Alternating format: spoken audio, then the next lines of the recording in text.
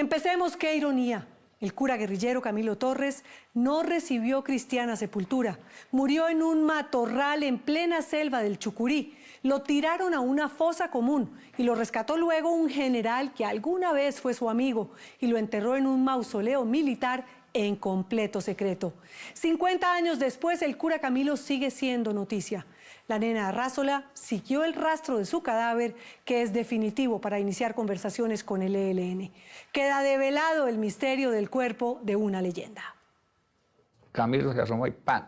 Tiro en la casa, el tiro al suelo que lo matan. Le pegaron el otro aquí en el polón y cayó. Entonces Fabio va a la retirada, ¿sí? Y todo el mundo a la retirada. Y Camilo, que se quede Camilo lleno.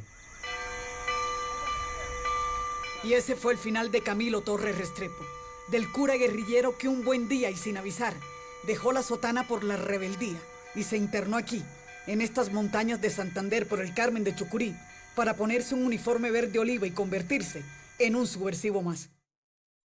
Era el 15 de febrero de 1966, y así lo recuerda Ovidio García, un exguerrillero del ELN que estuvo con Camilo ese día del combate con el ejército, aquí, cerca de Patio Cemento en Santander, unos metros abajo del Cerro de los Andes. Cayó boca abajo, con los brazos abiertos, como un Cristo, pero de espaldas. Fueron 2 tiros. Camilo avanza a recoger su trofeo de guerra y le pegan el primer impacto. El trofeo de guerra era el fusil. El fusil, 2 tiros, no más, una carabina. Pero es una carabina de M1 que llama, que el tiro es como así largo, así es la vainilla, la ojiva es como así grande. El cuerpo quedó tendido en este sitio y fueron los soldados dirigidos por el entonces coronel Álvaro Valencia Tovar quienes se encargaron de recogerlo y de identificarlo. Los enterraron en el Carmen, abajo donde es el hospital para abajo, los enterraron.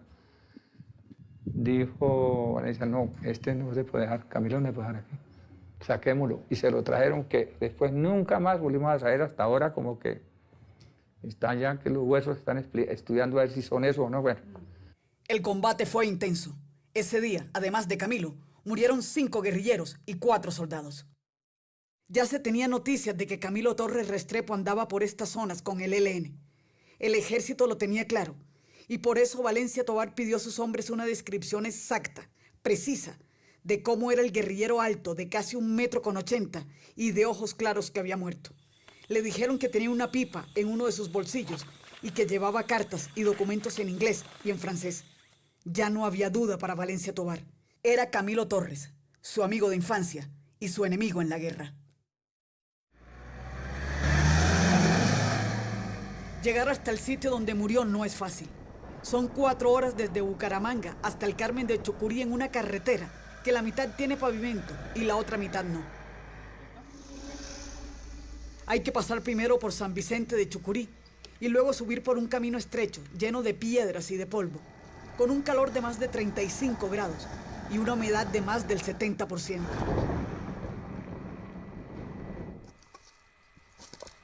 Cuando se llega a uno de los picos más altos, es necesario hacer un tramo a pie, porque ningún carro puede bajar hasta aquí, hasta este sitio donde cayó el cura guerrillero con 2 balazos. Hay que caminar unos 10 minutos por un caminito hecho a punta de las pisadas diarias de los campesinos. Más abajo, se oyen correr las aguas que por acá dejan los ríos Sogamoso y Opón, en plena serranía de los Yariguíes. Un sindicato acaba de comprar las 2 hectáreas donde ocurrió el combate y el sitio donde cayó Camilo para hacer un busto y una placa.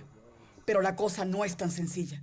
El Consejo Municipal de El Carmen sacó una declaración rechazando la construcción de este monumento y se sabe que hay quienes proponen prohibir el paso hasta este sitio. La controversia sigue tan viva como hace 50 años cuando el propio general Valencia Tovar ordenó que lo llevaran al Carmen de Chucurí, cuando era un caserío de 4 o 5 casas regadas, y que lo enterraran con el resto de los guerrilleros muertos. Allí estuvo algún tiempo, pero no mucho. Valencia Tovar reconsideró, y fue cuando tomó una decisión que se convirtió en uno de los secretos mejor guardados en la historia del conflicto: el paradero del cuerpo de Camilo Torres Restrepo, del cura guerrillero. Antes de morir, el general decidió revelar ese secreto a una periodista y contó que lo sacó del Carmen de Chucurí y lo trasladó al mausoleo de la Quinta Brigada en el Cementerio Central de Bucaramanga, un espacio reservado solamente para los militares caídos. Valencia Tovar y Camilo se habían conocido en Bogotá.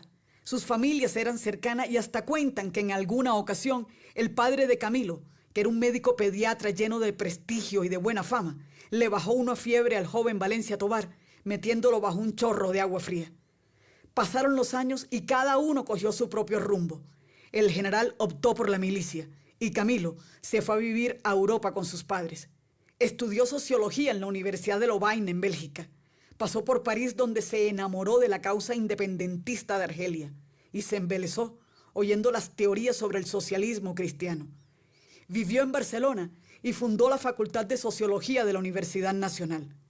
Sus cartas de presentación y su capacidad académica daban para todo, hasta para eso, para meterse a guerrillero. Hablaba inglés, hablaba francés, pero nosotros que le íbamos a entender. Pero él nos decía que sí manejaba idiomas. ¿Pero él les daba clases de algo, les dictaba clases de algo? No, de matemáticas, y escrito y todo, libros, podía leer y ya escribir matemáticas y todo. Él nos enseñó a leer todo el tiempo que estuvo. Fue maestro de nosotros. Je crois que le peuple va prendre le pouvoir de toute façon. Es que Camilo Torres también fue profesor antes de ser guerrillero. Estuvo en la ESAP de Bogotá y allí nuevamente se encontró con Álvaro Valencia Tovar y hacían tertulias y charlas académicas. No estaban de acuerdo, pero no importaba, eran amigos. Pero ya Camilo Torres a estas alturas era un hombre más tendido hacia la izquierda, un aristócrata bogotano rico que hacía encendidos discursos contra su misma clase, contra su propio estrato. Se metió de lleno en el barrio Tunjuelito, que nacía como un enclave obrero en Bogotá, y al mismo tiempo se bebía de un solo sorbo el triunfo de la revolución castrista en Cuba y miraba lleno de entusiasmo el reguero de ideas socialistas que se paseaban por el continente. Organizar este movimiento para cambiar las estructuras en favor de las mayorías, entonces creo que es un sacrificio que vale la pena. El plato estaba servido. Era cuestión de tiempo para que este hombre mezclara a Cristo con Marx y a la Biblia con el Capital, que mezclara armas con sus discursos de igualdad y de justicia y aterrizara en el campamento del recién formado ELN, que no era otra cosa que un grupo de campesinos adolescentes y de combatientes de la violencia política de los años 50. Fabio Vázquez era Carlos Villarreal, estaba Norberto, estaba Wilson, era el médico, cuando ese era el médico, Wilson. Y a ese grupo llegó Camilo Torres, pero con el nuevo nombre de Argemiro y con su pinta de cura citadino con modales estudiados. Cuando llega Camilo, ¿ya ustedes sabían que venía el cura? No, nada. Todo no sabían. clandestino. Todo clandestino para todos, prácticamente para todos. El único que sabía era Fabio, otros calladitos. Nadie sabía quién era. ¿Y usted? Llegó el señor Argemiro, compañero Argemiro. Mucho gusto. Pero nosotros lo mirábamos, un tipo alto, corpulento, mono. Este tipo. ¿Quién es? Pero ¿quién es? Es como un gringo, ¿qué será? Decíamos nosotros, ¿no? Entre paréntesis, mirando. No, pero no, después ya se comunicó, no es Argemiro, es el cura que llegó, Camilo Torres.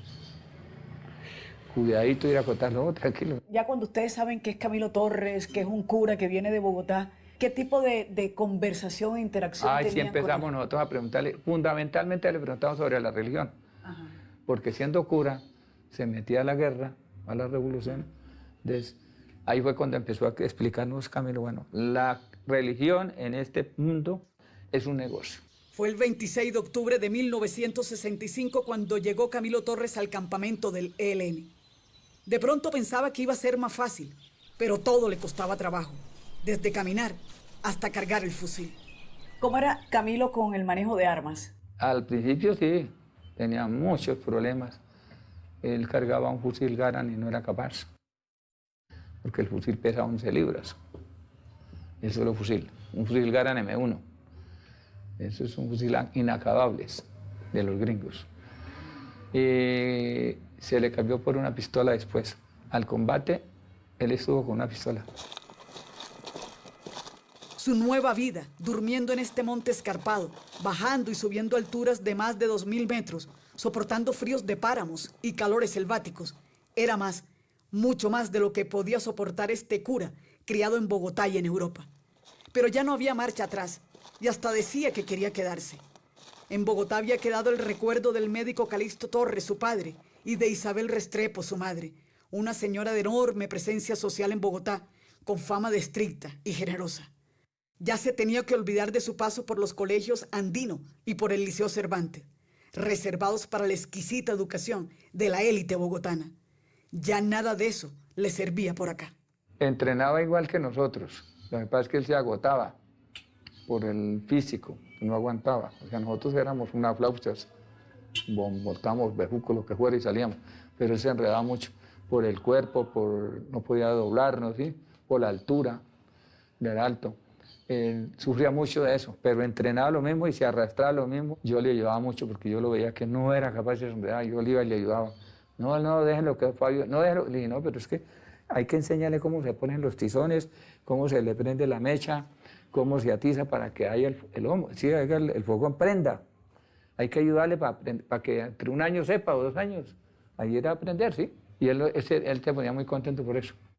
Ahorita en marzo cumplimos 26 años de movilizados. En Santo Domingo, en Cauca. Ovidio García lleva más de 25 años desmovilizado y retirado de cualquier intento de guerra.